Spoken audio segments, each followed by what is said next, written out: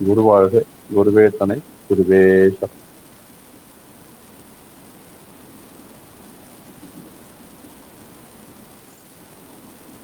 எல்லாம் வல்ல நமது சத்குரு ஸ்ரீ ஸ்ரீ பரமஹம்ச சுந்தரானந்த மகரிஷி ஐயா அவர்களின் பொன்னுடைய திருவடிகளை தொட்டு வணங்கி,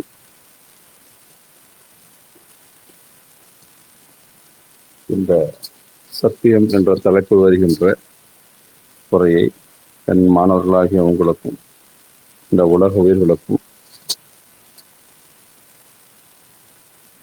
கொடுத்திட அனுமதி அளித்த நமது சத்குருவை வணங்கியும் நமது குல குருமார்களை வணங்கியும் இந்த சிறிய உரையை உங்களுக்காக தருகின்றோம்.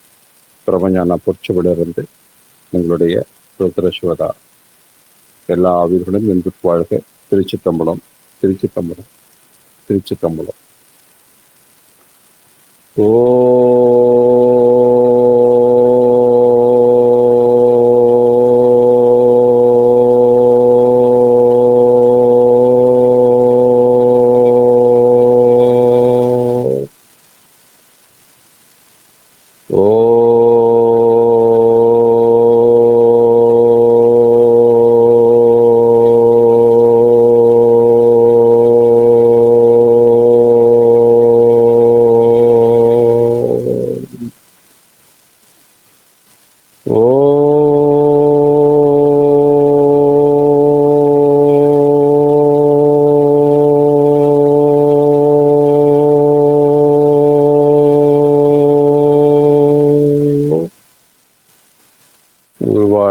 குருவே துணை, குருவே சரணம்.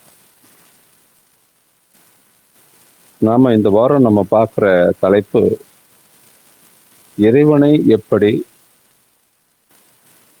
தவம் செய்து அவனை பெறுவது, சத்தியத்தை நம் வாழ்க்கையில் எவ்வாறு பின்பற்றுவது, சத்தியத்தை நாம் கடைபிடித்துத்தான் வருகின்றோமா அப்படிங்கிற விஷயங்களை பற்றி நம்ம ஒரு சிறிய ஒரு ஆய்வாக நம்ம உள்ள போகலாம்.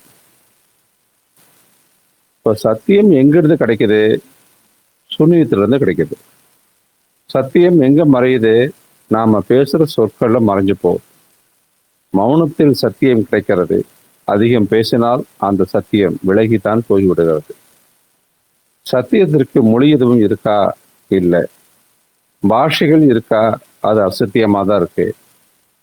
பேசுகின்ற மொழிகள் மனிதனுடைய படைப்பு தான். சத்தியம் மனிதனுடைய படைப்பா?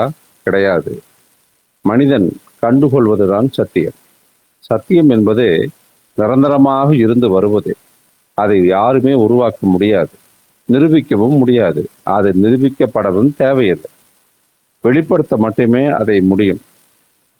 வெளிப்படுத்தும் செயல் மனிதனுள் உள்ள மொழிகளின் சொற்களின் ஆரவாரம் அனைத்தும் அமைதியடையும் போதுதான் நிகழும். ஏன்னா இருப்பது மொழிகள் என்ற திரையே. சிந்தனைகளினாலே தடை உண்டாகுது நமக்கு. இதுவே முதலானதும் அடிப்படையானதுமான புரிந்து கொள்ள வேண்டிய முக்கியமான விதி. இப்ப பிறந்த குழந்தைகிட்ட சொல்லோ மொழியோ எதுவும் இருக்காது. எந்த சாஸ்திரங்களையும் அதை எடுத்துக்கிட்டு அது பூமியில பிறக்கல. அதுகிட்ட தர்மம், ஜாதி, நாடு இந்த மாதிரி அதுகிட்ட ஏதாவது இருக்கானா? இல்லை. அந்த குழந்தை சூன்யமா தான் பிறக்குது இந்த பூமியில. அந்த சூன்யத்தினுடைய பவித்திர தன்மை எப்படி இருக்குன்னா வினோதமா இருக்கும். குழந்தைத்தன்மை மட்டும்தான் சூன்ய நிலையாக இருக்கும். மற்றவை எல்லாம் விகாரமாக இருக்கும். புத்தம் புதிய மலராகத்தான் அந்த குழந்தை பிறக்குது. சேதனத்தில் ஒரு சிறு கீரலும் இல்லை. அதாவது அதனுடைய பிறப்புல எந்தவித சிறு கீரலும் கிடையாது.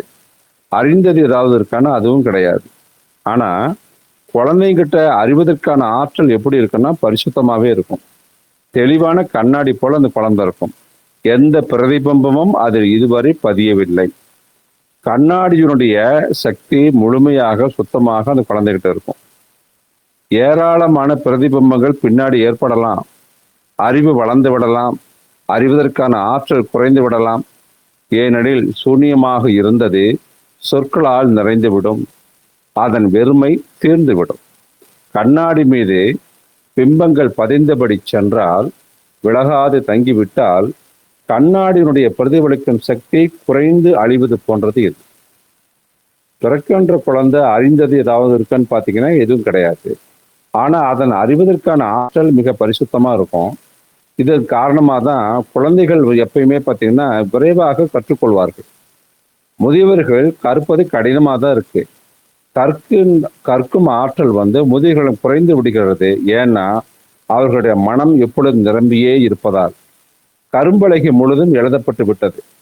காகிதம் இப்பொழுது வெற்றுத்தாளாக இல்லை. முதலில் அதை வெற்றுத்தாளாக செய்தாலே புதிதாக எதையும் நம்மால் எழுத முடியும். குழந்தை பிறக்கும்போது இருக்கும் நிலையை நீங்கள் மீண்டும் அடைந்தால்தான் உங்களால் சத்தியத்தை அடையவே முடியும். அதனால் ஒரு பிறப்பு குழந்தையாக, மற்றொரு பிறப்பு ஞானியாக, எவரது வாழ்வில் இரண்டாவது பிறப்பு ஏற்பட்டு விடுகிறதோ, திவிஜனாகி விட்டவன் எவனோ அவனே பிராமணன் என்று சொல்கிறது வேதங்கள். பிறப்பவர்கள் அனைவரும் சூத்திரனாகவே தான் பிறக்கின்றார்கள். சிலர் அபூர்வமாக பிராமணன் ஆகிவிட முடிகிறது.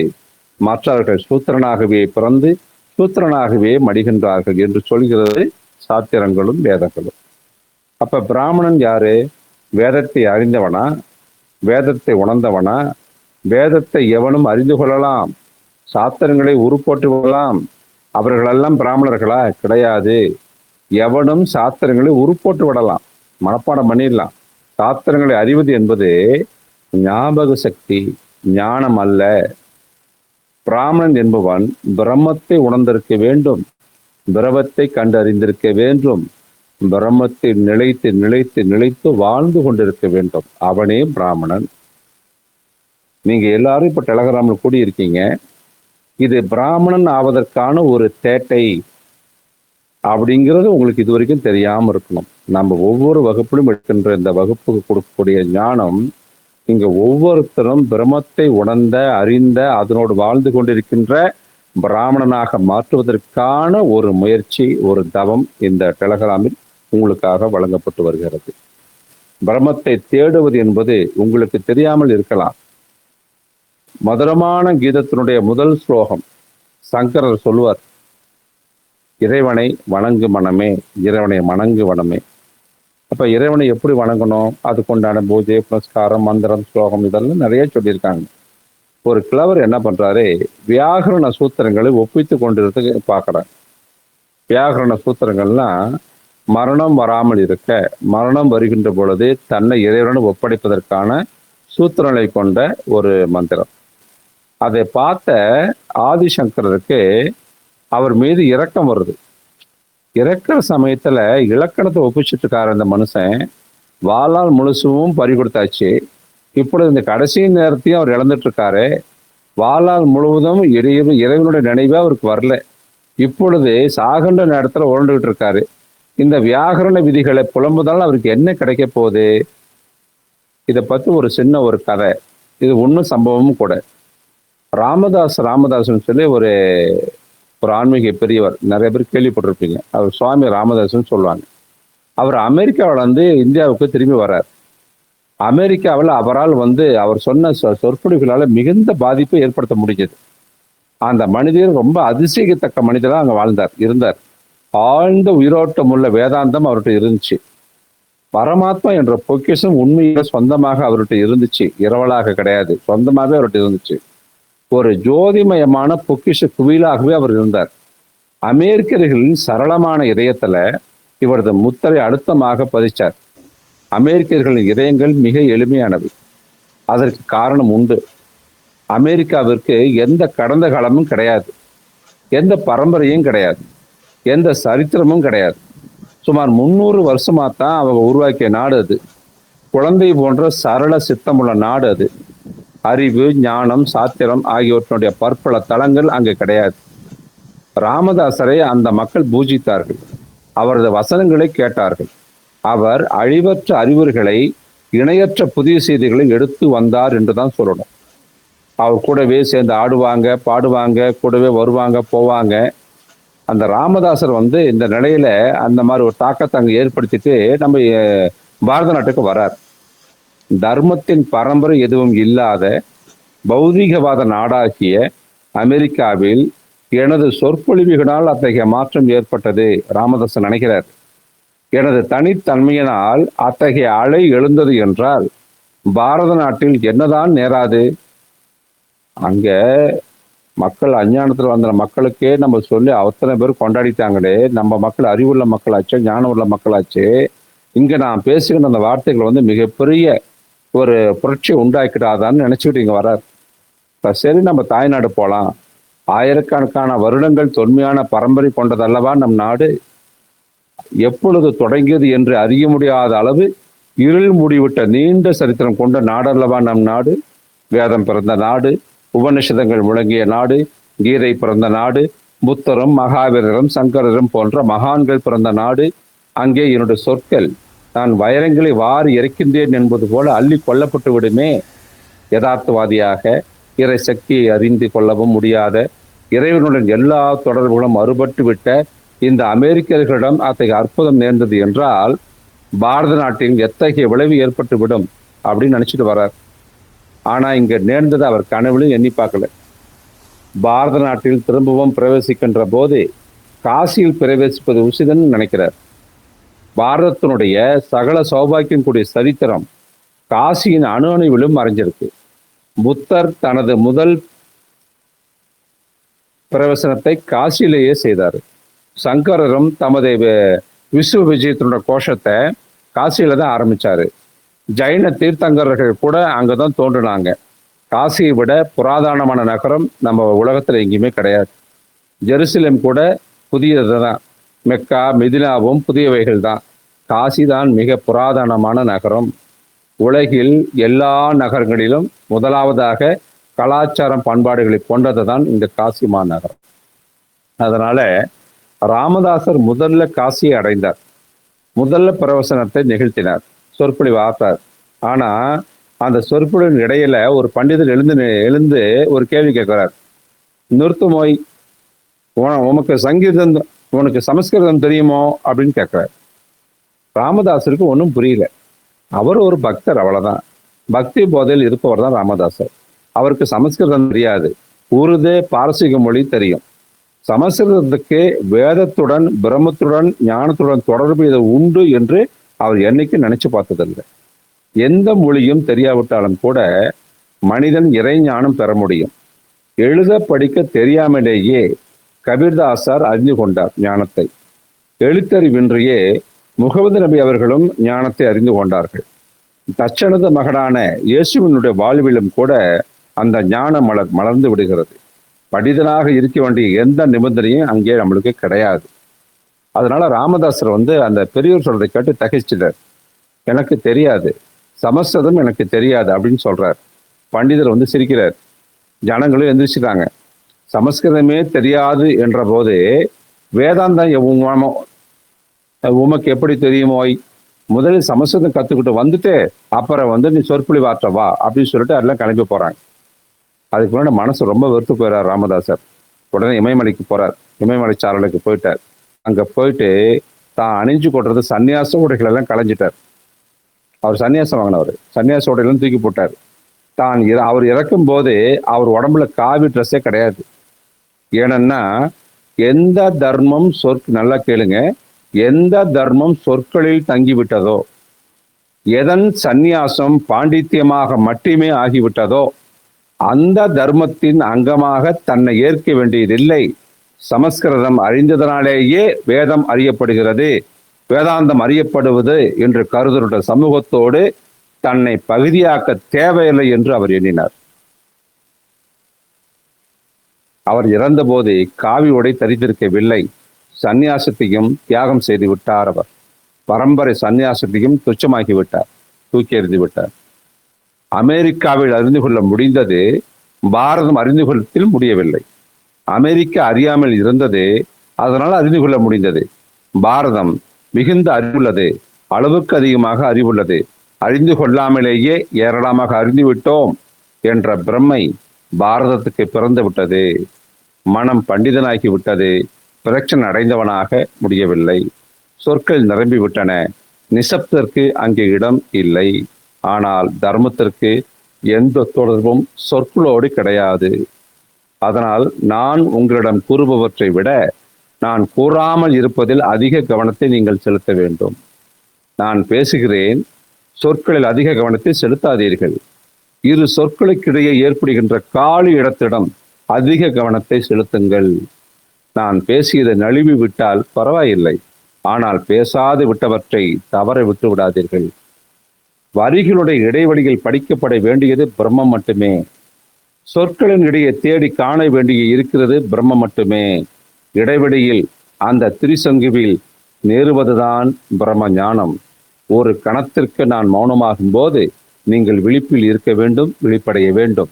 அப்போது மிகுந்த கவனத்துடன் என்னை பாருங்கள். அப்போது உங்களை நெருங்கிவிடவும் உங்கள் இதயத்தை வருட எனக்கு ஒரு வாய்ப்பை கொடுங்கள். தர்மம் வியாகரண சூத்திரங்களில் கிடையாது. அது இறைவனுடைய தவத்தில், அன்பில், இரக்கத்தில், கருணையில் இருக்கிறது. நீங்கள் செய்து வருகின்ற எந்த செயலிலும் அது கிடையாது. எந்த செயலும் இழக்கப்பட்டு நீங்கள் மட்டுமே எஞ்சியிருக்கின்ற போது, எந்தவித சொல்லும் அங்கே இல்லாமல் இருக்கும் போது ஒரு சூன்யம் உங்களை சூழ்ந்து கொள்ளும் அல்லவா? நீங்கள் எதுவும் பேசுவது அங்கே கிடையாது. பரமாத்மாவிடம் பேசுவது என்ன? நீங்கள் கூறாமலேயே அவர் அறிவாரா இல்லையா? நீங்கள் கூறுவதனால் அவர் அறிந்தது அதிகமாகி விடுமா? எதைத்தான் நீங்கள் பெரிதாக பேசிவிடப் போகிறீர்கள்? நீங்கள் பேசுவது வெறும் அழுகையாகவே இருக்கும். அழுகையே பேச்சு என்றால் அழுகை மூலம் பேசுவதே உசிதம். ஏனெனில் உங்கள் கண்ணீர் கூறி விடுவதை உங்கள் பேச்சு கூற சக்தி ஏற்றுவிடும். உங்களது அகோபாவத்தை பிரகடனப்படுத்த வேண்டும் என்றால் பேச்சினால் எப்படி வெளிப்படுத்துவீர்கள்? சொற்கள் அற்பமாகி விடும் அல்லவா? அகோபாவனை விராடமானது, சொற்களில் அடங்காது. அதை ஆடிப்பாடி வெளிப்படுத்துவதே உசிதம். பேசுவதற்கு எதுவும் இல்லை என்றால் நீங்கள் மௌனமாகி விடுவதுதான் நல்லது. அவர் பேசி நீங்கள் கேட்க வேண்டும். அதாவது உங்கள் இறைவன் பேச நீங்கள் கேட்க வேண்டும். உங்கள் உயிர் பேச நீங்கள் கேட்க வேண்டும். மூடத்தனம், இந்த இடத்துல மூடத்தனம்ன்ற ஒரு விஷயத்தை நம்ம புரிஞ்சுக்கணும். மூடத்தனம் என்பதன் பொருள் என்ன? அதை நம்ம முழுசா புரிஞ்சுக்கிட்டோம்னா நம்மளோட ஞானம் என்ன என்பது அப்படின்னு ஒரு விஷயத்துக்கு கிட்ட போயிடலாம். மூடத்தனம் என்பது அஞ்ஞானம் அல்ல. மூடத்தனம் என்பது அஞ்ஞானியாக இருந்து கொண்டே ஞானி என்று நம்பிக்கொள்வதுதான் மூடத்தனம். மூடத்தனம் பண்டிதர்களிடம் இருக்கிறது, அஞ்ஞானிகளிடம் அல்ல. அஞ்ஞானிகளை மூடன் என்று கூறுவானேன்? அஞ்ஞானி மட்டும்தான். அறியாதவன் விஷயம் தெளிவாக உள்ளது அவனிடம். பல சமயங்களில் அறியாதவர்கள் எளிதில் அறிந்து கொண்டு விடுவதும் அறிவுள்ளவர்கள் பின்தங்கி விடுவதும் நேரிடுகிறது அல்லவா? ஏனெனில் அறிவு இல்லாதவர்களிடம் அகங்காரமும் இருப்பதில்லை. அறியாதவர்கள் பணிவுள்ளவர்களாகவும் இருக்கின்றார்கள். அறியவில்லை என்ற காரணத்தினால் அவர்களது சொந்த அபிப்பிராயம் எதுவும் கிடையாது. ஆனால் பண்டிதர்கள் அறிந்து கொள்ளாமலேயே அறிந்து விட்டதாகவே எண்ணுகிறார்கள். சொற்களை, வார்த்தைகளை கற்று விட்டார்கள் அவர்கள். கிரந்தங்களின் சுமை அவர்களது சிரம் மீது உள்ளது. வியாகரண நியமங்களை அவர்களால் ஒப்பிக்க முடியும். அவற்றிலேயே மூழ்கியும் விடுவார்கள். ஒரு சூஃபியினுடைய கதை இந்த இடத்துல நான் சொல்றேன், உங்களுக்கு கொஞ்சம் பயன்படும். ஒரு சூஃபி அவர் ஒரு பக்கிரி. வயிற்று பசிக்காக நதியில இக்கரைக்கும் அக்கறைக்கும் அந்த தோணியை ஓட்டிட்டு போயிட்டு வருவார். ஒரு நாள் ஒரு கிராமத்து பண்டிதர் அந்த நதியை கடக்க வரார். அந்த பக்கிரி அவரிடம் காசு வாங்க மறுத்தார். அவர் வாங்குவதே 1 பைசா 2 பைசா தான். அதையும் வாங்க மாட்டேன்னு சொல்லிட்டார். பண்டிதர் ஏறி படகு உக்காந்துட்டார். படகு போகுது. பண்டிதர் பக்கிரியிடம் கேட்கிறார், ஏதாவது படிச்சிருக்க? பண்டிதர் கேட்கிறாரு பக்கிரிட்ட, தோணி ஓட்டார் அவர்கிட்ட, ஏதாவது படிச்சிருக்கீங்களா ஐயா அப்படின்னு கேட்கிறார். பண்டிதர் வேற எதை கேட்க முடியும்? அவருக்கு தெரிஞ்சதானே அவர் கேட்க முடியும், மற்றவங்களுக்கு அறிவிக்க முடியும் அல்லவா? நம்மிடம் இருப்பதைத்தானே நாம் மற்றவர்களுக்கும் அளிக்க முடியும். பக்தனுடைய புத்தி கூர்மையும் தேஜஸும் அவர் கண்களுக்கு தென்படலை. பண்டிதர்கள் தமது ஞானத்தினால் குருடாக இருக்கிறார்கள். குரு சொல்றது, என் குரு அடிக்கடி சொல்லுவாங்க, படிச்சவெல்லாம் இருக்கான் பார்த்தீங்களா, தான் ஞானத்திலேயே குருடா இருப்பான்டா. ஒரு சாதாரண படகோட்டி தானே என்று எண்ணினார் அந்த பண்டிதர். பக்குரியோ ஒரு அசாதாரணமான மனிதர். பண்டிதர் எந்த பரமாத்மை பற்றி விஷயத்தை எண்ணுகிறாரோ, கேட்டு வருகிறாரோ, அந்த பரமாத்மா அந்த சாதாரண புருஷரிடம் பிரசன்னமாகி இருந்தார். இது அந்த பண்டிதருக்கு தெரியாது. யாரை பற்றி பண்டிதர் இதுவரை விவாதம் செய்தபடி இருக்கிறாரோ, அவர் அந்த பக்ரியிடம் ஒளிந்து கொண்டிருந்தார். ஒளிந்துன்னா நம்ம லைட் ஒளிர்ந்து கொண்டிருந்தால் சொல்றோமே அது. கண்கள் மட்டும் இருந்தால் பக்ரியில் பண்டிதர் கனவு கண்டு வரும் அந்த எவரை பற்றிய சாஸ்திரங்களை படித்து வருகிறாரோ அவர் கிடைச்சிருப்பார். அவர் அங்கே பிரதட்சமாக இருந்தார் அந்த பக்ரி கிட்ட. ஆனால் பண்டிதர் அவரிடம் கேட்கிறார், எழுத படிக்க தெரியுமான்னு. ஃபர்ஸ்ட் ஏதாவது படிச்சிருக்கேன்னு கேட்டாரு. அடுத்தது எழுத படிக்க தெரியுமான்னு கேட்கிறார். பண்டிதருக்கு பரமாத்மாவே கிடைத்து விட்டாலும் அவரிடம் இவர் கேட்டார், சர்டிபிகேட் இதுவரை படித்திருக்கின்றாயா?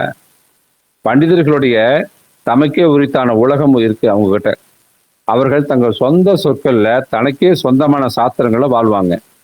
பக்ரி சொல்றாரு, இல்ல ஐயா, எழுத படிக்க எனக்கு தெரியாது ஐயா, நான் எழுத்தறிவில்லாதவன், அறிவற்றவன் அப்படின்னு சொல்றார். அவர் இந்த வார்த்தையை கூறிய போதே பண்டிதரிடம் ஒரு சிறிதளவாவது சுய உணவு இருந்துச்சுன்னா எத்தனை ஆழ்ந்த பணிவு அப்படின்னு அவர் தெரிஞ்சிருந்திருப்பார். தனது அஞ்ஞானத்தை அங்கீகரிப்பது ஞானத்தை நோக்கிய முதல் படி. யார் ஒருத்தன் தன்னோட அஞ்ஞானத்தை ஒத்துக்கிறானோ அவன் ஞானத்தை நோக்கிய முதல் படிக்கு வந்துட்டான்னு அர்த்தம். ஒருவன் பூரணமாக தனது அஞ்ஞானத்தை அங்கீகரித்து விட்டான்னு வச்சுக்கேன், அதுவே கடைசி அடியாகவும் ஆகிவிடும். ஏனெனில் நான் எதையுமே அறியவில்லை என்று நீங்கள் முழு பாவனையுடன் அறியும் போது உங்களது அகங்காரம் எங்கே நிற்கும், எங்க தங்கும்? தரை நழுவி விடும். காலடியிலிருந்து அகங்கார மாளிகை வீழ்ந்து விடும் அல்லவா? நீங்கள் நிரகங்காரத்தில் இறங்கி விடுவீர்கள். அதுவே நுழைவாயில். அங்கிருந்து ஒருவன் இறைவனுடன் எளிதாக இணைந்து விடுவான். எனக்கு எதுவும் தெரியாது ஐயா, அடியோடு அஞ்ஞானி என்றார் பக்தி. பண்டிதர் விடுவாரா? பின் உனது நான்கனா வாழ்வு அடியோடு வேணா அப்படின்னு கேட்கிறார். படகு முன்னேறி போய்கிட்டே இருக்குது, நாடு ஆழத்துக்கு வருது, கணக்காவது ஓரளவு தெரியுமா அப்படின்னு கேட்கிறார் பண்டிதர். காசு பணம் என்னவாவது கணக்கு தெரிய வேண்டுமே அப்படின்னு சொல்றாரு. பக்ரி சொல்றார், என்னோட காசு பணம் எதுவும் கிடையாது ஐயா, கணக்கு எதுக்கு பார்ப்பது, கை காலியா இருக்குது, பகல கிடைப்பது மாலை காலியாயிடும், சாப்பாட்டிற்கு தேவையானவற்றுக்கு மேல் எதுவும் நான் சம்பாதிக்க தேவையில்லை, இரவு மீண்டும் பக்ரியாகி விடுவேன், காலை எழுந்தது சம்பாதிக்க போவேன், பரமாத்மா இதுவரை கொடுத்து வருகிறார், நாளைய கணக்கு எதற்கு பார்க்கணும், கூலி கொடுத்தாலும் சரி சிலர் கொடுக்காவிட்டாலும் சரி, இதுவரை வாழ்ந்தாயிற்று, இனியும் வாழ்க்கை நடக்கும், கொடுப்பவர்களிடமிருந்து எப்பொழுதாவது உபயோகமாவது ஏதாவது கிடைக்குமா அப்படின்னு பார்ப்பேன், கொடுக்காதவர்களை பற்றி சிந்திக்க மாட்டேன், எப்பொழுதும் நஷ்டமாக இருக்கும்படி எதையும் பறித்து கொள்வதும் இல்லை இறைவன், அனைத்தும் இறைவனுடைய விளையாட்டு இல்லையா அப்படின்னு புன்னகையோடு சொல்றார். அப்ப பண்டிதர் சொல்றாரு, அப்ப உனது எட்டனா வாழ்வு வீணா போச்சா அப்படின்னு சொல்றார். அப்பொழுது திடீரென்று பெருங்காற்று புயலாக வீச ஆரம்பிக்குது. படகு பெருசா ஆட ஆரம்பிச்சிருச்சு. மூழ்கி விடுவது போன்ற பேயாட்டம் ஆடுது. பக்ரி குதிகளிச்சு நகைச்சார். ஏன்னா பண்டிதர் நடுநடுங்கி பதைக்க தொடங்கிட்டார். பயம் வந்துருச்சு அவருக்கு. மரணம் எதிரே நிற்பதை கண்டு எவர்தான் நடுங்க மாட்டாங்க. அழிவற்றதை பற்றிய பேசிய பேரறிஞர் அவருடைய ஆத்மா அழிவற்றதுன்னு நினைக்கல. ஆனா சாவு எதிர நிற்கும் போது பாண்டியத்தினுடைய ஆத்மாவும் உபயோகமாவதில்லை, பாண்டியத்தின் அழிவற்ற தன்மை உபயோகமாவதில்லைன்னு நினைக்கிறார். பயந்து நடுங்குறாரு. கைகெல்லாம் உதற ஆரம்பிச்சிருச்சு. பக்ரி கேட்கிறாரு, ஐயா பண்டிதரே உங்களுக்கு நீந்த தெரியுமா? பண்டிதர் சொல்றாரு, அடியோடு தெரியாது ஐயா. பக்ரி சொல்றாரு, உங்கள் 16 அணா வாழ்வு வீணாயிற்று ஐயா, நான் நீரில் குதிக்க போகிறேன், படகு மூழ்க போகிறதுன்னு சொல்றாரு. அப்பதான் சொல்றாரு பக்ரி, பண்டிதரே நீங்கள் இறைவனை தவத்தில் அடையுங்கள், இறைவனை பூஜியுங்கள். பூஜித்தல் என்பது இறைவனை உங்களுக்குள் காண்பது. உங்களை காண வேண்டும் என்றால் உங்களுக்குள் இருக்கும் உயிரை அடைவது. அந்த உயிருக்குள் இருக்கணும் இறைவனை பூஜியுங்கள், இறைவனை தவத்தில் ஆழ்த்துங்கள், செல்லுங்கள் சொல்லிட்டு போறார். இப்படி ஒரு கதை ஓடுது. இது கிட்டத்தட்ட ஏற்கனவே நீங்களாம் கேள்விப்பட்ட மாதிரி வேற கதை நீங்களாம் கேள்விப்பட்டிருப்பீங்க. அது விளக்கம் சொல்லிட்டு நம்ம போக தேவையில்லை. சரி, இப்ப முடிவு காலம் வருதுன்னு வச்சுக்க, நம்மளுக்கு எல்லாத்துக்குமே ஒரு மரணம் நிற்குதுன்னு வச்சுக்கலேன். அப்ப எந்த சாஸ்திரங்கள், மந்திரங்கள், வேதங்கள், புனித அருட்பாக்கள் இதெல்லாம் நம்ம உருப்போட்டதெல்லாம் உங்களை காப்பாற்றுமா? என்னைக்காவது யோசிச்சு பார்த்துருக்கீங்களா? ஒருத்தர் கூட அப்படி காப்பாற்றல தானே. மூழ்க நேர்ந்து விடும் சமயம், மரணம் தாக்கும் சமயம் நீந்த தெரிந்தால் மட்டும்தான் உபயோகம் இருக்கு. மரணத்தில் நீந்த தெரிய வேண்டும். மரணத்தில் நீந்தும் அறிவு இல்லாதா விட்டால் மரணம் மூழ்கடித்து விடும். பல முறைகள் முன்பே மூழ்கடித்திருக்கிறது. நீங்கள் இன்னமும் நீந்தத்தான் கற்றுக்கொள்ளவில்லை. நல்லா உள்ள வாங்கிக்கணும். மரணம் தாக்கும் சமயம் நீந்த தெரிந்தால் மட்டுமே உங்களுக்கு அது உபயோகமாக இருக்கும். மரணத்தில் நீந்த தெரியணும். மரணத்தில் நீந்தும் அறிவு இல்லாத விட்டால் மரணம் உங்களை மூழ்கடித்து விடும். பல முறைகள் முன்பே உங்களை அவ்வாறு மூழ்கடித்திருக்கிறதே, நீங்கள் இன்னமும் நீந்ததான் கற்றுக்கொள்ளவில்லை. என் குரு சொல்வார், மக்களுக்கு நீந்த தெரியல. முடிவு காலம் வந்துவிட்ட போதே, மரணம் எதிரே நிற்கும் போதே, எத்தனை நன்றாக மொழிகளை கற்றறிந்தாலும், எத்தனை மொழிகள் கற்றிருந்தாலும், எத்தனை இலக்கணங்களை பயின்றிருந்தாலும் ஏதாவது உபயோகமா இருக்குமா? ஒன்றுத்துக்கு ஆகாது. மரண காலத்தில் உபயோகமாக உள்ளது எதுவோ அதுவே பிரக்ஞை. மரண காலத்தில் உபயோகமாகாதது எதுவோ அதுவே பாண்டித்யம். மரணமே இதை அறிவதற்கான உரைக்கல். மரணம் வர்றப்ப எது உங்களுக்கு யூஸ்ஃபுல்லா இருக்கோ அதுக்கு பேர் தான் பிரக்ஞை, சுய உணர்வு, விழிப்புணர்வு. மரண காலத்துல எது உபயோகமாகாதது எதுவோ அதுக்கு பேர் தான் பாண்டித்யம், வேதாந்தம், அறிவு, ஞானம் அப்படின்னு சொல்லிக்கிறது.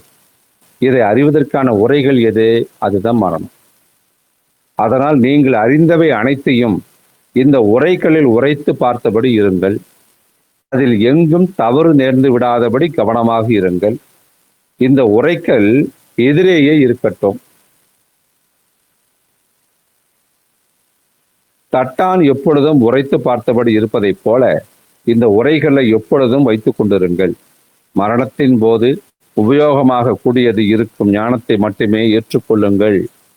மரணத்தின் போது உபயோகமாக கூடியதாக இருக்கும் எதுவோ அந்த ஞானத்தை மட்டுமே ஏற்றுக்கொள்ளுங்கள். மரணத்தில் உதவாது போகும் அறிவை, ஏமாற்றம் அளிக்கும் அறிவை, வஞ்சித்து விடும் அறிவை பாண்டித்யம் என்று உணர்ந்து கொள்ளுங்கள். மரணத்தின் போது உதவாத அறிவு வாழ்வில் பிரமாதமாக எதற்கு உதவிவிடப் போகிறது? மரணத்தில் கூட உபயோகமற்றது உயிர் வாழ்வில் எப்படி உதவ முடியும்? மரணம் வாழ்வின் பூர்ணாகுதி, வாழ்வின் பரம சிகரம், வாழ்வின் கடைசி கொண்டாட்டம். மரணத்தில் உபயோகமாவதே வாழ்விலும் உபயோகமாக முடியும். வாழ்நாளில் ஏமாற்றிக் கொள்வது சுலபமாக இருக்கிறது என்றாலும் மரணத்தில் ஏமாற்றிக் கொள்வது சாத்தியமே இல்லை. மரணம் அனைத்தையும் ஒளிவு மறைவின்றி திறந்து வைத்து விடுகிறது நமக்கு எதிரே. ஒரு சின்ன கதை, வாழ்வில் நடந்த விஷயம்தான். ஒரு முறை நான் இமயமலைக்கு யாத்திரைக்கு நாங்கள் போயிருந்தோம். ஒரு ஸ்டேஷன்ல வண்டி நிற்குது. அப்போ ஒரு 10 பைசாவுக்கு ஒரு குழையில ஒரு பாட்டில தண்ணி கொண்டு வித்துட்டு போறான் ஒரு பையன். கோடை காலம், அந்த வருடம் மழை இல்லை. அங்கே 10 பைசா ஒரு கிளாஸு குழந்தைநீர், 10 பைசா ஒரு கிளாஸ் குழந்தைநீர் கூவிக்கிட்டே போறான். என் பெட்டியில் இருந்த ஒருத்தர் என்ன பண்றாரு, ஐயா 10 பைசாங்கிற அதிகமா இருக்கு, 8 பைசாவுக்கு தெரியா அப்படின்னு கேட்குறான். அதுக்கு அந்த தண்ணி விற்கிற பையன் சொல்றான், நிற்கவே இல்லை. அப்போ உனக்கு இன்னும் தாகம் எடுக்கலையா, போயா அப்படின்ட்டு போயிட்டே இருக்கான். தாகம் உங்களுக்கு எடுக்குதுன்னா 10 காசு 8 காசுன்னு எப்படி எவனாவது கணக்கு பார்ப்பானா? தாகம் எடுக்காதவர்களுடைய பேச்சு தான் அப்படி இருக்கும். 2 காசு பற்றிய கவலை மிகுந்த தாகம் எடுத்த போது ஏற்படுமா? இந்த விஷயம் நம்மளுக்கு தெரியும் தானே. அந்த நிலையில மனிதன் எத்தனை ஆனாலும் கொடுக்க தயாரா இருப்பான். ஏன்னா தாகம் அவனுக்கு எடுத்திருந்தா. கணக்கும் வழக்கும் தாகம் எடுக்காத வரையில் தான் இருக்க முடியும். ஒரு ஹிந்து, ஒரு முஸ்லீம், ஒரு கிறிஸ்டியன் அப்படிலாம் சொல்லிக்கிறோம். தாகம் இல்லாதவர் இருக்கிற விஷயங்கள் தான் இப்படி. தாகம் ஏற்பட்ட போது யார் இந்து, யார் முஸ்லீம், யார் கிறிஸ்தவன்? தாகம் தகிக்கும் போது நீங்கள் இறைவனை மட்டும்தான் யாசிப்பீர்கள். ஆலயம், மசூதி, சர்ச்சு, குருத்வாரா இவற்றோடு எந்த தொடர்பும் நம்மளுக்கு அப்படி இல்லாம போயிடும். இதுல தாகம் தனியுமா? தாகம் எடுத்த போது கணக்கு வழக்கு பார்க்க முடியுமா? முடியாது இல்லையா? தவம் என்பதோட பொருள் என்ன தெரியுமா? சந்நியாசம் என்பதோட பொருள் என்ன தெரியுமா? தாகம் எடுத்து விட்டது, அனைத்தையும் அதற்காக இழக்க தயாராகி விட்டீர்கள் என்று சொல்லுது. பரமாவத்தை அறிய வேண்டும் தான், ஆனால் மற்றும் செய்ய வேண்டிய காரியங்களும் நம்மளுக்கு மிச்சம் இருக்கு. இன்னமும் குழப்பம் இருக்கு, அவற்றையும் தெளிவாக்கி கொள்ளணும் அப்படின்னு பல பேர் நினைச்சிட்டு இருக்கேன். பரமாத்மாவை இப்ப அதனால இப்படி நினைச்சு கடவுள் தானப்பா, அவர் கடைசியா நம்ம நினைச்சுக்கலாம், கடைசியா நம்ம பூஜிச்சுக்கலாம், கடைசியா அவர் பார்த்துக்கலாப்பான்னு சொல்லி அவங்களுடைய அபிலாஷைகளுடைய அந்த லிஸ்ட்ல கடவுளை கடைசி கோட்டில் போய் வச்சிடறான். இப்ப கடைசி நம்மளுடைய அபிலாஷைகள், நம்மளுடைய ஆசைகள் நிறைவேற அந்த ஒரு ஒரு லிஸ்ட் இருக்கும் இல்லையா, அந்த லிஸ்ட்ல யாரா கடைக்கோடியில நிக்கிறார பார்த்தீங்கன்னா இறைவன். அவர் கடைசியிலேயே போய் நிக்கிறார். நீங்க முடிவடைஞ்சும் போயிடுவீங்க, செத்தும் போவீங்க. அப்பயும் அவர் கடைசியில தான் நிற்பார். நீங்கள் அவரை வரைக்கும், நீங்க அவர் இருக்கிற வரைக்கும் சென்று அவரை அடைவதற்கு முயற்சியே எடுக்கிறது கிடையாது. ஒரு தேவை பூர்த்தி ஆகிறதுக்கு முன்னாடியே 10 தேவை பிறந்துடும். ஒரு இச்சை நிறைவேறதுக்கு முன்னாடியே 1000 இச்சைகள் ஆசைகள் பிறந்துடும். அவர் எப்பொழுதும் பின்னாலேயே தான் இருக்கிறார் கடவுள். ஒரு அங்குலம் கூட முன்னேறவே நீங்க விடுறதில்லை. உங்களது வாழ்க்கை தேவைகளில் பரமாத்மா கடைசியா முதலா அப்படிங்கிறது தான் இப்ப கேள்வி. ஒருவனது தேவைகள்ல கடைசியாக அவர் இருக்கிறாருன்னு சொல்லுங்க, அவன் மூடன். அவர் முதல்வராக இருக்கிறார் என்றால் அவன் ஞானம் உள்ளவன். மூடன் அல்லன், அவன் விழிப்படைந்து விட்டான். இந்த வாழ்வில் நான் சேகரித்தது எதுவானாலும் மரணம் அதை பிடுங்கிக் கொண்டு விடும் என்ற ஒரு விஷயத்தை சரியாக புரிந்து கொண்டு விட்டால், பறித்து கொள்ளப்பட்டதே தீரும் என்றால் சேகரிப்பதில் நேரத்தை வீணடிப்பானேன். அது அர்த்தமற்ற செயல் அல்லவா? தவம் செய்வது, பிரம்மஞானம் தவம் செய்வது, இதை சற்றும் புரிந்து கொள்வது நம்மளுக்கு அவசியம். ஏன்னா தவம் செய்து நீங்கள் வாழ்வில் என்ன முன்னேற்றம் கண்டீர்கள் என்பதை இங்கு தீட்சை பெற்ற பின்பு நீங்கள் உணர ஆரம்பிப்பீர்கள். இறைவனை பலரை நீங்கள் எப்படி கண்டு வருகிறீர்கள் தெரியுமா? அவருக்கு இறைவன் நீங்க வணங்குவதற்கு நீங்க பசனெல்லாம் பண்ண தேவையில்லை. அதுக்கு மேல உல்லாசமாக பொழுது போக்குறதா, அதுக்கெல்லாம் கிடையாது. வாழ்வில் அது ஒரு பயணமாகி விடக்கூடாது. இன்பம் அடையலாம் ஒரு கால், வேறு எந்த சங்கீதத்திலும் இத்தனை சந்தோஷம் உங்களுக்கு கிடைக்காம கூட போகும், இத்தனை ஆனந்தமாக பொழுது போகாமலும் போய்விடும். ஆனால் உண்மையான தவம் அப்படின்னு என்ன தெரியுமா? உங்களது பிராணன் முழுவதிலும் இருந்து ஒருவித உருக்கம் எழ வேண்டும். உங்கள் உயிரில் இருந்து ஓர் ஒளி, ஒரு நாதம் எழ வேண்டும். உங்களது உயிரோட்டம் முழுவதும் பயணமாக்கப்பட வேண்டும், பணயமாக்கப்பட வேண்டும். வாழ்வா சேவா என்ற பிரச்சனையாக அது இருக்க வேண்டும். இறைவனை தவத்தால் மட்டுமே அடைய முடியும் என்றால் தன்னை இழக்க வேண்டியது அங்கே அவசியம் என்பதை அவன் உணர்ந்திருக்க வேண்டும். தன்னை காப்பாற்றிக் கொள்ளவும் விரும்பி இறைவனை தவம் செய்ய விரும்பினால் நீங்கள் உங்களையே ஏமாற்றிக் கொள்கிறீர்கள் என்ற அர்த்தம். தவத்தை செய்யக்கூடாது, நீங்கள் தவமாகவே இருக்க வேண்டும். இறைவன் என்பதன் பொருள் என்ன தெரியுமா?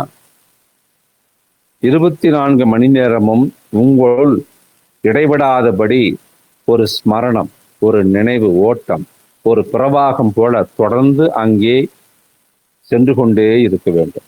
அவ்வளவுதான். அந்த நிரந்தர பிரவாகம் உள்ளே நமக்குள்ளே இருக்கு. அதனால் வெளியே எவராவது சிறிதளவு ராமர் அல்லது கிருஷ்ணர் அல்லது கோவிந்தன் என்ற பெயரை கூறினாலும் கூட இறைவன் பெயரை குறிப்பிட்டால் உள்ளே நிரந்தரமாக உள்ள பிரவாகம் இருக்கிறது அல்லவா? உள்ளே ஒலித்து கொண்டிருந்த நாதம் இருக்கிறது அல்லவா? சற்றே வெளியிலிருந்து தாக்கப்பட்டாலும் கூட வெளியே சிதறி பொங்கி வெளிப்பட்டு விடும். அது உள்ளே சென்றடையும். சிறிதளவு தாக்குதலினாலும் நிறைந்த கிணற்றில் இடப்பட்ட வாளி நீரால் நிறைந்து வெளியே வருவதைப் போல ராமநாமம் கேட்டவுடனே, இறைவனை பற்றிய தவத்தை செய்ய ஆரம்பித்த உடனேயே உங்களுக்குள்ளே நிகழ ஆரம்பித்து விடும். எப்பொழுதாவது செய்து கொள்ளலாம் தவத்தை என்று சொல்வது அறிவார்ந்த செயல் அல்ல. ஓர் இடைவிடாத உள்ஸ்மரணம் அங்கே நிகழ்ந்து கொண்டே இருக்க வேண்டும். சரி, இப்ப ஒரு மனிதனுக்கு கடைசி காலம் வருது. அப்ப இந்த வேதங்களையும் மந்திரங்களையும் நம்ம மனப்பாடம் செஞ்சுக்கிட்டு இருந்தா நம்மளுக்கு அதெல்லாம் பயன்படுமா? பயன்படவே பயன்படாது. அதையும் நல்லா நீங்க புரிஞ்சுக்கணும். குரு ஒரு முறை சொன்னாரு, செல்வத்தை சேர்க்கும் பேராசையை விட்டுவிடு மகனே, சத் புத்தியை வெளிப்படைய செய்துவிடு, மனதை இச்சை சூன்யமாக்கி விடு, உன் உழைப்பினால் கிடைத்தவற்றில் திருப்தியுடன் இருந்துவிடு, எப்பொழுதும் இறைவனை தவத்தில் ஆழ்த்திவிடு. இது குரு சதுரகிரி மலையில சொன்னாங்க. இதுக்கு விளக்கமும் ஐயா சொன்னாங்க. என்ன சொல்றாங்க பாருங்க. செல்வம் சேமிக்கும் பேராசையே தாகத்தை விட்டுவிடு மகனை, விட்டுவிடு. செல்வம் என்பது நாம் செல்வம் என்று கூறும் பணம் காசு மட்டுமல்ல, நாம் சேகரிக்கும் சொத்துக்களையே நாம் செல்வம் தனம் என்கிறோம். சேகரிக்க வேண்டும் என்ற தாகம் உங்கள் மனதில் எதற்கெல்லாம் இருக்கிறதோ அவை அனைத்தும் செல்வமே. ஞானமாக இருந்தாலும் கூட ஞானத்தை கூட சேமிக்க வேண்டும் என்ற முயற்சி செய்தால் நீங்கள் தனத்தையே சேமித்துக் கொண்டு இருக்கிறீர்கள். ஒருவன் தன் இரும்பு பெட்டியில் சேர்த்து வரும் நாணயத்தை எண்ணுகிறான். ஒருவன் தன்னிடம் எத்தனை ஞானம் சேர்ந்துள்ளது என்று கணக்கெடுத்தபடி இருக்கிறான். எத்தனை விதிகள் தன்னிடம் அறிவாக்கி உள்ளது, எத்தனை சாஸ்திரங்கள் படித்துள்ளோம் என்ற கணக்கிட்டபடி ஒருவன் இருக்கின்றான். இருவருமே கணக்கிடுகிறார்கள். மூன்றாவதாக ஒருவன் தியாகத்தை கணக்கிட்டபடி இருக்கின்றான். எத்தனை உபவாசம் இருந்தேன் என்று கணக்கிடுகின்றான். நான்காவதாக ஒருவன் புகழை சேகரிக்கிறான். எத்தனை பேர் என்னை பின்பற்றுகிறார்கள், பூஜிக்கிறார்கள், பெருமைப்படுத்துகிறார்கள். நீங்கள் சேகரிப்பதில் இருக்கும் போது சேகரிக்கப்படுபவை அனைத்தும் தனமே. தனம் மிகுந்த மோசடியானது. உள்ளே நிர்த்தனமாக ஏழ்மையாக இருக்கிறீர்கள், வெளியே சேகரித்தபடி செல்கிறீர்கள்.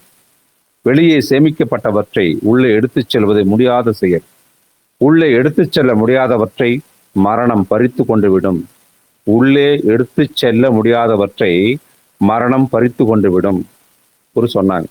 நான் அப்படியே ஆடி போயிட்டு இந்த வார்த்தை கேட்டு, ஏனெனில் நீங்கள் ஒருவர் மட்டுமே மரணத்தை கடந்து செல்ல முடிந்தவர், மற்ற எதுவும் கிடையாது. உங்களது இருப்பு மட்டுமே கடந்து செல்லும். அதை தீயினாலும் எரிக்க முடியாது, ஆயுதங்களாலும் அதை சிதைக்க முடியாது. நயனம் சித்தாந்தி சஸ்தராணி நயனம் தகதி பாவக. நீங்கள் மட்டுமே கடந்து செல்ல முடியும். மரணத்தின் நுழைவாயிலிலே பரிசுத்தமான நீங்கள் மட்டுமே செல்ல முடியும், வேறு எதுவும் செல்ல முடியாது. வெளிச்செல்வத்தை மட்டுமே சேகரித்து வந்தீர்கள் என்றால் மரணத்தின் வாயிலில் செல்வம் எதுவுமற்ற ஏழையாகவே செல்வீர்கள். மரணம் உங்கள் ஏழை என்று காட்டும் போது, உங்களை ஏழை என்று காட்டும் போது, வாழ்நாளிலும் செல்வம் என்ற போலி பிரமையே உங்களுக்குள் இருக்கும். நம்முடன் எடுத்துச் செல்ல முடியாதது எப்படி செல்வமாகும்? நம்முடன் எடுத்துச் செல்ல முடிந்ததே ஆஸ்திகள், மீதி அனைத்தும் ஆபத்துகள். நீங்கள் சேமிப்பவை ஆஸ்திகளாக தோன்றுகிறது, ஆனால் உண்மை அல்ல, ஆபத்தாகவே இருக்கிறது. சேமிக்கப்பட்ட பிறகு ஆபத்து அதிகமாகிறது என்பது உங்களுக்கு தெரியும். ஆஸ்திகளினால் சந்தோஷம் வருகிறது, அமைதி வருகிறது, பயமின்மை ஏற்படுகிறது. உங்களது வாழ்வில் எதையோ பெற்றுவிட்டதாக, சென்றடைந்து விட்டதாக, சொந்த வீட்டை அடைந்ததாக ஒரு நிம்மதியும் ஓய்வும் நிறைந்த ஒரு ஸ்வரம், ஒரு சுகந்தம் எழுகிறது. ஆனால் இது எழுவதாக தெரியவில்லை நமக்கு. ஆஸ்தி அதிகமாக அதிகமாக துர்க்கந்தமே அதிகமாகிறது, பயம் மேலும் அதிகமாகிறது.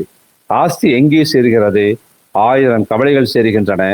ஆஸ்திகளினால் அமைதி கிடைக்கவில்லை, அமைதியின்மையின் வாயிலே திறக்கப்பட்டு விடுகிறது. எனவே மகனே, செல்வம் சேமிக்கும் தாகத்தை விட்டுவிடு. இப்படி சொல்லி முடிச்சார். சொல்வது அத்தனையும் ஞானம். சேகரிக்கும் ஆசையை விட்டுவிடு. சேமிப்பதில் இத்தனை பித்து ஏன் நமக்கு இருக்கு? நன்றாக நம்மளாம் யோசிச்சு பார்க்கணும். இல்லை, ஒரு வீட்டுக்கு போயிருந்தேன். அந்த வீட்டு எஜமானர் சேமிப்பதின் பரிபூர்ண அவதாரம் வரும். எந்த பொருளானாலும் உபயோகமற்ற வீணான பொருளாளாக இருந்தாலும் கூட காப்பாற்றி வச்சுக்குவார். அவரது வீடு ஒரு அடைந்த கிடங்காக இருந்துச்சு, ஸ்டோர் ரூம் மாதிரி. அதில் அவர் எப்படி வசிக்கிறார் என்பதுதான் அதிசயம். ஒரு நாள் நான் எதிரே இருந்த தோட்டத்தில் நின்று இருக்கேன். அவர் என்னோட பேசிக்கிட்டு வராரு. அவரது மகன் வீணாகி உதிர்ந்த கட்டை மட்டும் இருக்கும் உபயோகமற்ற ஒரு துடப்பத்தை வெளியே தூக்கி எறிகிறான். உடனே அவர் அமைதியற்று விட்டதை கண்டேன். என்னுடன் பேச்சு தொடர்ந்தது. ஆனால் அவரது பார்வை அந்த தொடப்பத்திலேயே விளக்கமாத்திலேயே இருந்துச்சு. நான் இருப்பது அவருக்கு தடையாக இருப்பதாக எனக்கு தோன்றுச்சு. இதோ வருகிறேன் என்று கூறி வீட்டுக்குள் நான் போயிட்டேன். நான் திரும்ப வெளியே வந்தபோது துடைப்பம் மறைஞ்சு போச்சு. அவரும் மறைஞ்சு போயிட்டார். அதை உள்ளே எடுத்து போய் வச்சுட்டார். நான் அவரை தொடர்ந்து சென்றேன். விஷயம் சற்று எல்லை மீறி விட்டதே என்றேன். கையும் களவுமாக பிடிபட்டு விட்டார். கையில் துடைப்பத்துடன் உள்ளே நின்றிருந்தார். இது எதற்காக எடுத்து வந்தீங்கன்னு நான் கேட்குறேன். ஒண்ணுமில்லை, எதற்காவது உபயோகப்படும் ஐயா அப்படின்றார். எப்படி? இதற்கு எதுவும் உபயோகம் இருக்கலாம் என்று தெரியவில்லையே என்று கேட்டபோது அவர் சொல்றாரு, இல்லை ஐயா, எப்பொழுதாவது எதற்காவது உதவலாம் இல்லையா? யார் கண்டது? பின் எரிவானே கிடந்து விட்டு போகிறது ஐயா அப்படிங்கிறார். சேகரிக்கிற பித்து அவருக்குள்ள. என்ன காரணம் இதுக்கு? மனிதன் ஏன் சேகரிக்க விரும்புகிறான்? உள்ளே ஒரு பெரும் வெறுமை இருக்கு அவனுக்குள்ள. அதை நிறைக்கணும். எந்த பொருளினாவது அதை நிறைச்சிடணும். இல்லாவிட்டால் மிகுந்த வெறுமை உணர்வு அவனுக்குள்ள வந்துடும். நீங்க சற்று யோசிச்சு பாருங்க. உங்களிடம் எதுவுமே இல்லை என்றால் உங்களுக்குள் மிகுந்த வெறுமையாக உணர்வீர்கள். இங்கே தவத்துல தினமும் என்கிட்ட பல பேர் வர்றாங்க, பேசுறாங்க. இந்த தவத்தை கத்துட்டு போறாங்க. ஒரு மாசம் பிறகு உள்ளே வெறுமை அவங்களுக்குள்ள தோண ஆரம்பிச்சிருது அந்த சீடர்களுக்குள்ள. அது எப்பொழுதும் இருந்து வருவதுதான். தவத்தை செய்யவில்லை என்றால் புலப்படுவது என்ன இருக்க போகிறது உங்களுக்குள்?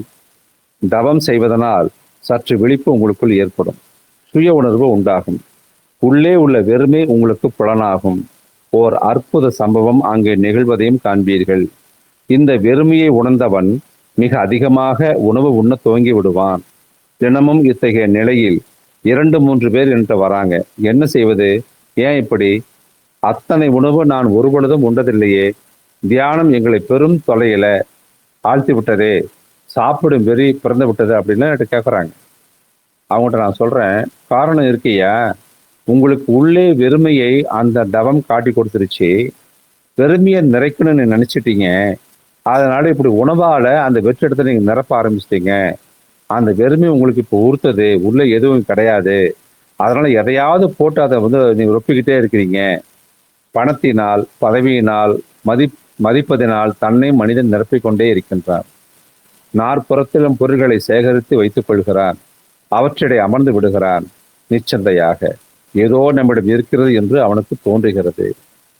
எவரிடம் எதுவுமே இல்லையோ அவருக்கு சேமிக்கும் பேராசை பிறந்துவிடும். எவரிடம் எதுவும் இருக்கிறதோ அவருக்கு சேமிப்பதன் பிரச்சனை இல்லை. அவர் தன்னில் நிறைவானவர். தான் இருப்பதே முழுமையான நிறைவு. அப்போது எதையும் சேமிக்கும் பிரச்சனையே இல்லை. இதன் காரணமாகவே நாம் புத்தர், மகாவீரர், சங்கரர் இவர்களை பற்றி தான் நம்ம பூஜிக்கிறோம். இவர்களது ஐஸ்வர்யம் இவர்களுள் இருப்பதை நாம் கண்டோம். இவர்களுள் எதுவோ இருக்கிறது. அதன் காரணமாக வெறுமை அழிந்து விட்டது. உள்ளே ஒரு பிரகாசம் இருக்கிறது. அதன் காரணமாக உள்ளே காலியாக இருந்தது பூரணமாகிவிட்டது. உள்ளிருந்த சூன்யம் சத்தியமாகிவிட்டது. தவம் சூன்யத்தை உண்டாக்கி விடுகிறது. சூன்யத்தை நிரப்ப அவசரப்பட்டால் தாகம், திருஷ்ணா பிறந்து விடுகிறது. தாகம் பிறந்துடும் இல்லையா? அவசரப்படாம சூன்யத்துடன் வாழ சம்மதித்து விட்டால், சூன்யத்தை ஏற்றுக்கொண்டு விட்டால், சூன்யம் நாளடைவில் தானாகவே நிரம்பி விடுவதை நீங்கள் உணர்வீர்கள். இயற்கையால் சூன்யத்தை சகித்துக் கொள்ள முடியாது. சூன்யத்தை நீங்கள் உண்டாக்குங்கள், நிறைந்துவிடும். பரம இயற்கை பரமாத்மா சூன்யத்தை பொறுப்பதில்லை. சூன்யத்தை நீங்கள் ஏற்படுத்தினால் அவர் நிறைந்து விடுவார். அதை சூன்யம் மட்டுமே தேவை. பூரணம் தானாக இறங்கி வந்துவிடும். பள்ளம் இருந்தால் மழை பொழியும் போது நாற்புறத்திலிருந்தும் ஓடி வந்து அதை நிரப்பி விடுவது போல நீங்கள் சூன்யமாக ஆகிவிடும் போது பரமாத்மா நாற்புறத்திலிருந்தும் உங்களை நோக்கி ஓடி வந்து விடுவார். நீங்கள் பள்ளத்தை ஏற்படுத்தினால் என்னை நிறைப்பது அவனது வேலை.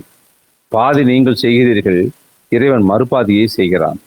நீங்கள் செய்வது பெரிதாக எதுவும் இல்லை. உண்மையில் செய்ய வேண்டியது அவனே.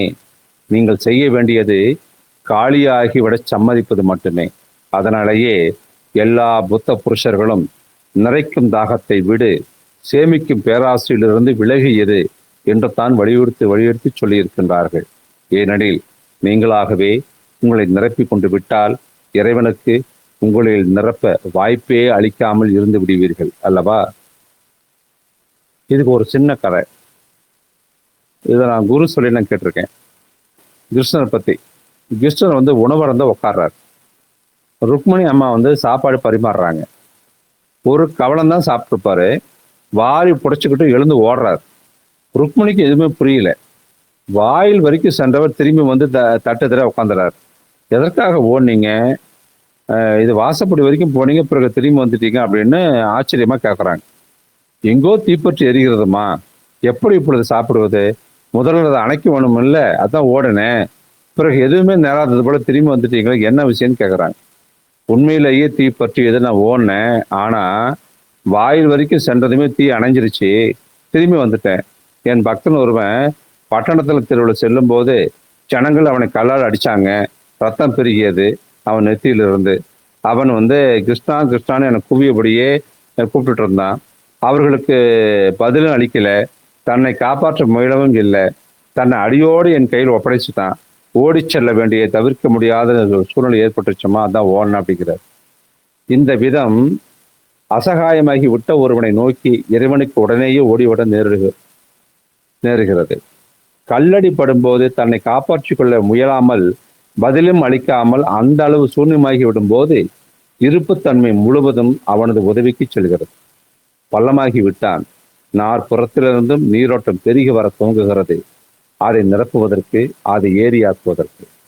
பிறகு ருக்மணி கேட்குறாங்க, ஏன் திரும்பி வந்துட்டீங்க அப்படின்னு கேட்குறப்ப கிருஷ்ணன் பதிலளிக்கிறார். ஆனா நான் வாசப்படி போனதுமே அவன் தன் மனதை மாற்றிக்கிட்டான். அவனே ஒரு கல்லை எடுத்து அடிக்க ஆரம்பிச்சிட்டான் பதிலுக்கு. அதனால என் தேவை அவனுக்கு இருக்காதுன்னு நான் திரும்பி வந்துட்டான் அப்படிங்கிறார். அப்ப பரமாத்மனுடைய தேவை, நீங்கள் சகாயமற்று இருக்கும் இடத்துல தான் பரமாத்மனோட தேவையே இருக்கு. உங்களது சகாயமற்ற நிலையில கிருஷ்ணா கிருஷ்ணா என்ற நாமம் எழுந்தால் உங்களுடைய அந்த தியானம், தவம் பூர்ணமாகி விடுமா? வேறு எந்த சொல்லும் அங்க நீங்க கூற தேவையில்லாமல் போய்விடுமா? பாவபூர்வமாக உணர்ச்சி நிறைந்த பார்வையை வானை நோக்கி உயர்த்தி விட்டால், உங்கள் இதயம் வானத்தை நோக்கி திறந்து விட்டால், நீங்கள் உங்கள் தரப்பிலிருந்து எதுவும் செய்ய தேவையில்லை. இறைவன் உங்களை நோக்கி ஓடி வருவார். நீங்கள் பள்ளமாக்கி விடுங்கள். நிறைப்பதற்கு பரமாத்மா எப்பொழுதும் தயார் நிலையிலேயே இருக்கின்றார்.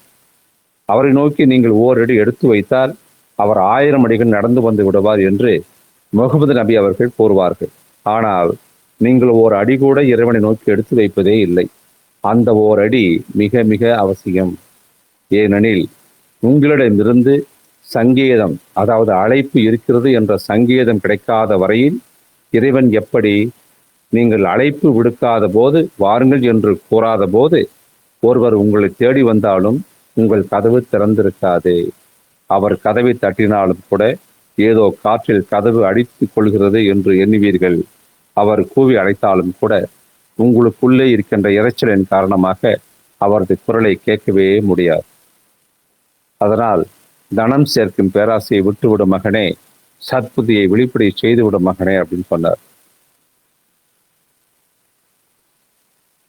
புத்தி என்பது உங்கள் சாமர்த்தியத்தின் பெயர். சத்புத்தி என்பது உங்கள் அறிவின் பெயர். அதனால் உலகம் எத்தனை அதிக புத்திசாலி ஆகிறதோ அத்தனை சாமர்த்தியமும் ஆகிறது, கபடமும் ஆகிறது. ஜனங்கள் எத்தனை அதிகம் கல்வி பெறுகிறார்களோ அத்தனை அதிகம் கபடம் நிறைந்தவர்களாக இருப்பதை கண்டு வியப்பு ஏற்படுகிறது. அதிக கல்வி பெற்றால் ஜனங்கள் கபடமற்று நேர்மை அடைவார்கள், எளிமையாக இருப்பார்கள் என்று எண்ணுகிறோம்.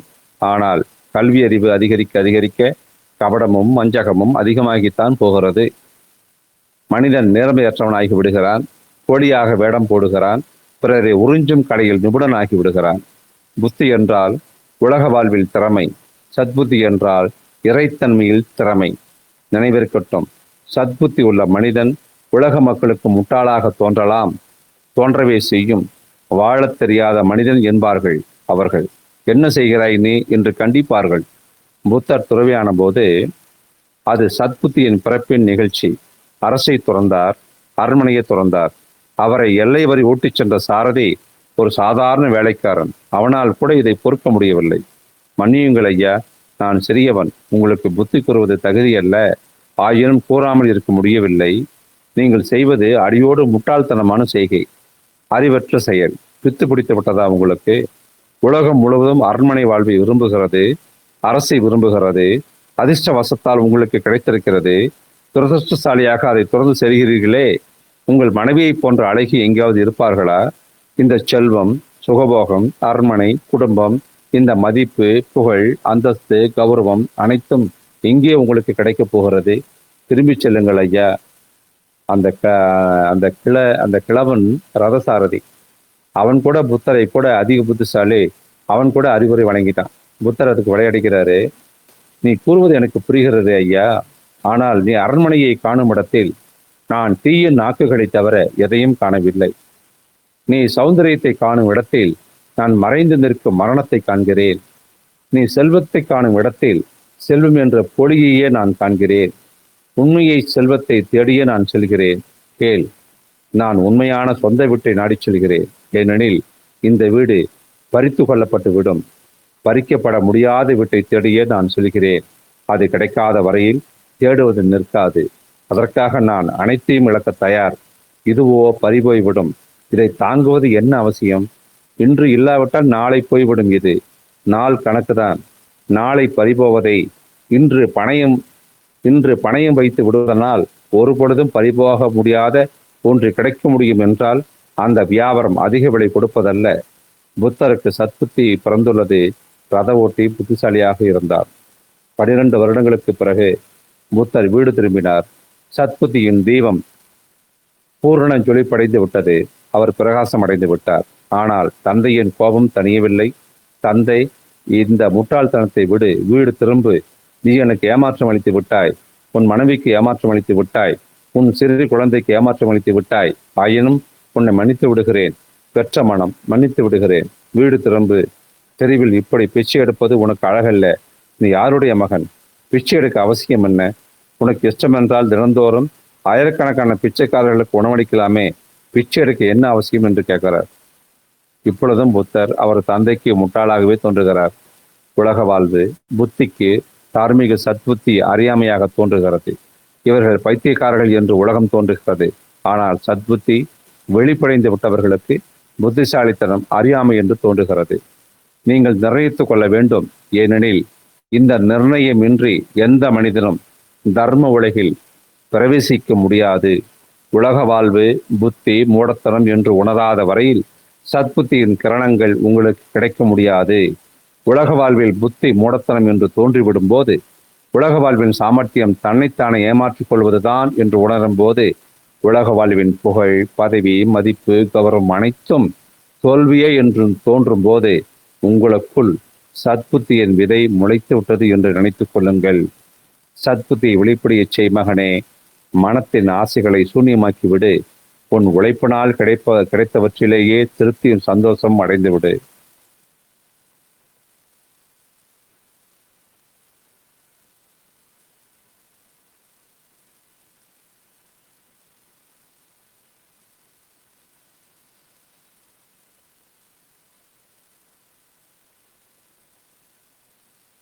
அதனால் நாம் கற்கின்ற சாஸ்திரங்கள் பயங்கரமான மோசடியாக நமக்கு இங்கே கிடைத்து கொண்டிருக்கின்றது. ஏனெனில் சாஸ்திரங்களில் எல்லாம் விடைகள் எழுதப்பட்டுள்ளன. ஆனால் சாஸ்திரங்களில் விடைகள் மீண்டும் மீண்டும் கூறுவது கணித புத்தகத்தினுடைய கடைசியில் விடைகள் எழுதியிருப்பதை படிப்பதை போலத்தான் இருக்கு. வெளியுலக செல்வமாகினும் உங்களது உழைப்பினால் ஈட்டியதென்றால் உங்கள் வாழ்வில் நெறிமுறை இருக்கும் அல்லவா? அகச்செல்வம் உங்கள் உழைப்பினால் சம்பாதித்தது என்றால் உங்கள் வாழ்வில் தார்மீகம் இருக்கும் அல்லவா? பிரமாணமான தர்மம் இருக்கும் அல்லவா? இதைத்தான் சுவாமி ராமதாசர் ரொக்கமான தர்மம் என்றார். அநேகமாக நம்ம ஜனங்கள் எல்லாம் எப்படி இருக்காங்க? இயந்திர கதிகள் திரும்ப திரும்ப கூறியபடிதான் போயிட்டு இருக்காங்க. தமது கேள்விகளையே அவர்கள் இதுவரை தேடவே இல்லை. தமது பதில்களை தேடுவது இருக்கட்டும். நாம் தேடிக்கொண்டிருக்கும் கேள்வி எது? எதை நாம் அறிந்து கொள்ள விரும்புகிறோம் என்பதையே இதுவரை அவர்கள் சரிவர அறிந்து கொள்ளவில்லையே. இருப்புத்தன்மையின் கேள்வி எது என்பதே இன்னமும் அவர்களுக்கு தெரியவில்லை. அதனால மகனே, செல்வம் சேர்க்கும் பேராசையை விட்டுவிட்டு சத்புத்தியை வெளிப்படை செய்துவிடு. உனக்கு உழைப்பினால் கிடைப்பதிலேயே திருப்தியும் சந்தோஷம் அடைந்துவிடு என்று சொன்னார். சரி, இப்படி நிறைய பேசிக்கிட்டே போகலாம். ஒரு எல்லை இல்லை. இன்னைக்கு எந்த விஷயமும் ப்ரிப்பேர் பண்ண முடியல. அவரோட வாழ்ந்த காலத்தில் எனக்கு அவர் போதிச்ச சில விஷயங்களை, உங்களோட சத்தியத்தை எப்படி உணர்வது, செல்வம்னா என்ன, அதை எப்படி நம்ம சேகரித்து வச்சுக்கணுன்ற விஷயத்தை மட்டும் நம்ம சொல்லியிருக்கோம். இதை நீங்கள் பண்ணுங்க. ஒவ்வொரு வாரமும் வரீங்க, கற்றுக்குறீங்க. ஆனால் அது லைஃப்பில் வந்து நீங்கள் அப்ளை பண்ணுறீங்களா அப்படின்ற ஒரு கேள்வி எனக்குள்ள இருந்துக்கிட்டே இருக்குது. எத்தனை பேர் நான் பேசியவற்றை வந்து நம்ம லைஃப்பில் ப்ராக்டிக்கலாக கொண்டு வர முயற்சி எடுத்தீங்க? முயற்சி எடுத்துருந்தா மட்டும்தான் உங்களால் வெற்றி பெற முடியும். வாளாக இருந்தீங்கன்னா உங்களால் எதையும் பண்ண முடியாது. 5 வருஷம் பேசினாலும் கேட்பீங்க, 10 வருஷம் பேசினாலும் கேட்பீங்க. இப்படி வாழ்நாள் முழுக்க நான் பேசிக்கிட்டே இருப்பேன், நீங்கள் கேட்டுக்கிட்டே இருப்பீங்களா? நான் ஒரு கட்டத்தில் என் பேச்சில் நிப்பாட்டி நான் மௌனமாயிடுவேன். அப்போ என்ன கற்றுக்க போகிறீங்க? என்ன தெரிஞ்சுக்க போகிறீங்க? உங்களை நீங்கள் எப்படி மலர வைக்க போகிறீங்க? ஒவ்வொரு வகுப்பும் உங்களுக்கு வந்து ஞானத்தை கொடுக்கணும், பிரம்ம ஞானத்தை கொடுக்கணுன்றதுக்காக தான் இவ்வளோ தூரம் சொல்லிகிட்டு இருக்கோம். எத்தனை பேர் அந்த விழிப்பு நிலையில் வாழ்கிறீங்க? 24 மணி நேரத்தில் தினமும் உங்கள் உயிருக்கு யாரெல்லாம் சாப்பாடு போட்டுட்ருக்கீங்க? நல்லா நினச்சி பாருங்கள். இதை நினச்சாவே நீங்கள் பிரம்மமாயிடுவீங்களே. எத்தனை பேர் நினைக்கிறீங்க? ஒருத்தராவது இருக்கீங்களான்னு எனக்கு சந்தேகம் தான். இதோடு இந்த உரையை நான் முடிச்சுக்கிறேன். மீண்டும் நம்ம அடுத்த வாரத்தில் நம்ம சந்திக்கலாம். எல்லா உயிர்களும் இன்புற்று வாழ்க. குரு வாழ்க. குருவே துணை. குருவே சரணம். குருவே சரணம். குருவே சரணம்.